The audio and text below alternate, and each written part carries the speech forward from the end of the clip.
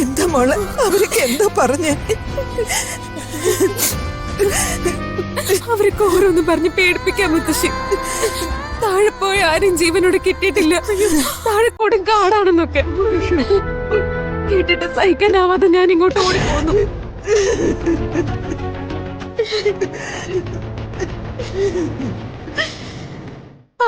ചേച്ചി എല്ലാ നേരവും കൃഷ്ണനോട് പ്രാർത്ഥിക്കുന്നതല്ലേ, എന്നിട്ട് കാത്തില്ലല്ലോ ആ പാവത്തിന്.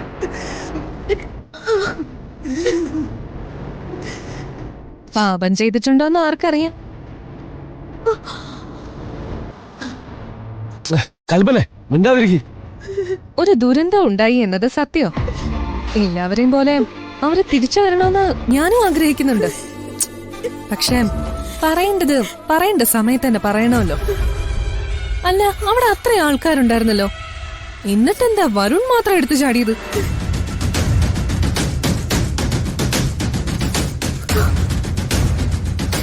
ഇവിടെ പലരും ചിലതിനൊക്കെ കണ്ണടച്ച് കൊടുക്കുന്നുണ്ട്.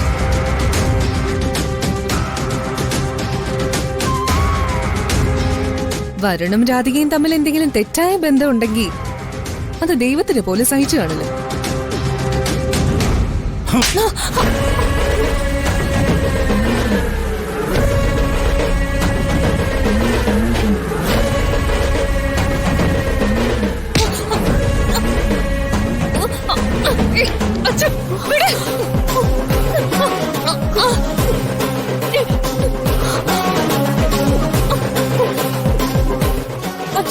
മരവിച്ച് കുറെ ആളുകൾ ഇരിക്കുന്നതിന്റെ ഇടയില് നിന്റെ അസൂയ വിതയ്ക്കാൻ തീരുമാനിച്ചിരിക്കുക.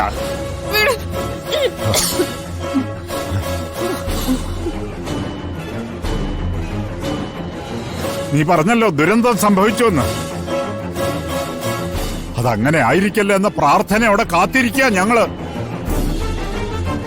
നിനക്ക് നിന്നെ എതിർക്കുന്ന ഭർത്താവിന്റെ അനിയൻ പോയി എന്നുള്ള സന്തോഷം ഉള്ളില്. പക്ഷേ ഞങ്ങൾക്ക് ഞങ്ങളുടെ പ്രിയപ്പെട്ട മോന.